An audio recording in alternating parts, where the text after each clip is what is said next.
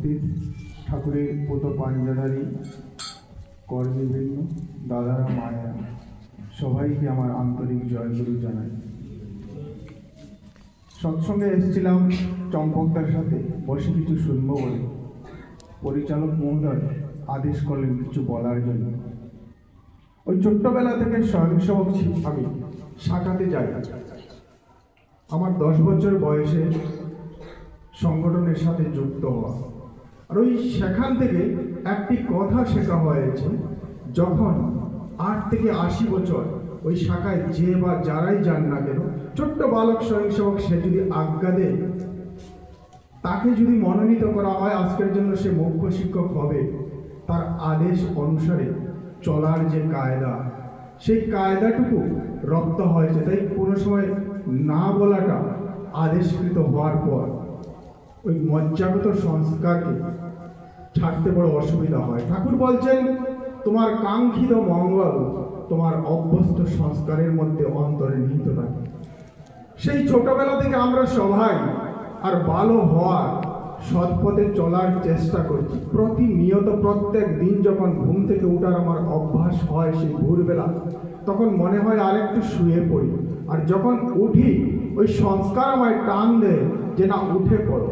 উঠার পর আর ঘুমিয়ে থাকার ইচ্ছা হয় না। দুই যে অন্তর্দ্বন্দ্ব, সেই অন্তর্দ্বন্দ্ব প্রত্যেকটা সময়ে প্রতিনিয়ত আমরা প্রত্যেকটা মানুষ আর তার সম্মুখীন হচ্ছি। আর সেই জায়গা থেকে বিবেক আমায় যে দিক দিয়ে বহন করে নিয়ে যায়, আমি আমার জীবনে যিনি জীবন স্বামী, সেই জীবনে সেই শ্রেষ্ঠ পুরুষকে, তাকে ভালোবেসে যখন তার তদনুসারে জীবনকে বিনায়িত করার চেষ্টা করি, তখন জীবন্তরে আমার মসৃণভাবে সেই পথে অগ্রসর হতে থাকে। একটি কচ্ছপ ক্ষীরসাগরে প্রভু আমার শায়িত আছেন, আর সেই কচ্ছপটি তার চরণ পাদুকা, এমন সুন্দর চরণ শ্রী সে আর তার জীবনে কখনো দেখেনি। এত প্রলুব্ধ হয়েছে যে শেষনাগ বেয়ে যে উপর উঠছে সেই চরণকে চুম্বন করার জন্য।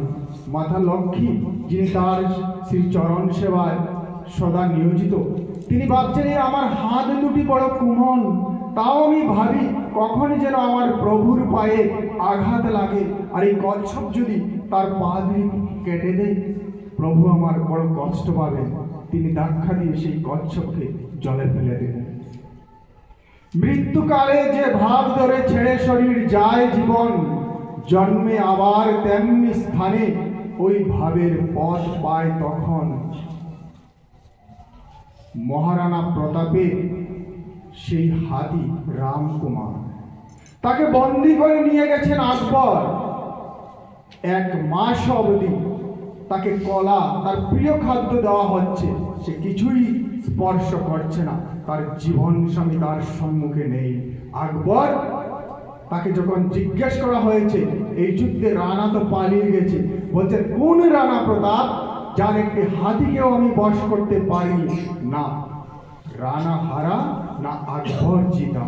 সেই মৃত্যুকালে সেই যে কচ্ছপ, সেই দিন থেকে আজ তার জীবন স্বামী যাকে মনোনীত করে নিয়েছে, তার চরণ চিন্তায়, সেই চরণকে কখন সে বন্দনা করবে এইভাবে ভাবিত হয়ে শেষ নিঃশ্বাস ত্যাগ করেছে।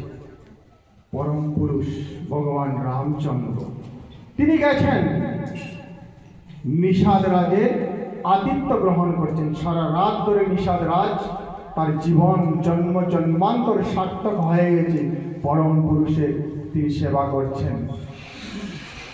আর মাধব পাটনি সেও এসছে, প্রভুর গুণগান কীর্তন সেও শুনছে। ভোর রাত্রিতে নিষাদ রাজকে বলছে, মহারাজ আপনার কাছে আজ আমি কিছু চাইব। আপনার মনে আছে সেদিন আপনি আমায় কথা দিয়েছিলেন, আপনাকে আমি সেবা দিয়েছিলাম বলে, যখন জীবনের যে মুহূর্তে যা চাইবে তুমি তা দিবে। বলো হ্যাঁ, তবে আজ তোমার কি মনে পড়লো এই মুহূর্তে? বলো আপনার কাছে একটি প্রতিজ্ঞা আমি চাই, কাল যখন প্রভু রামচন্দ্র জানকী সীতা দেবী আর লক্ষণকে নিয়ে এই নদী পার হবেন, সেই ঘাটে এই মাধব পাটনির নৌকা ছাড়া যেন আর কোনো নৌকা থাকে না। এই মাধব পাটনির নৌকাটা ফুটো, আর সেই ময়ূর সজ্জিত সুন্দর সুশোভিত নৌকাগুলি থাকে, আমার প্রভু সেই নৌকায় তো উঠবেন না। নিষাদরাজ জিজ্ঞেস করছে, এই কয়েক ঘন্টায় তোমার জীবনে এমন কি হয়ে গেল? বলে, সে তোমায় বোঝানো যাবে না। সকালবেলা প্রভু তিনি এসছেন নদী পার হতে, আর কেওট নৌকা মাঝি নদীতে দাঁড় করিয়ে আছে। তিনি ডাকছেন, এই যে মাঝি ভাই, হাত জোড় করে তুমি এই তীরে এসো, আমায় তুমি পার করে নিয়ে যাও। কেওট ভাবছে, এই নদীর তীরে যারা যাত্রীরা আসে আমায় নাম ধরে গালাগাল দেয়, এই যে পাটনি, এইদিকে আয়, নৌকা নিয়ে আয়।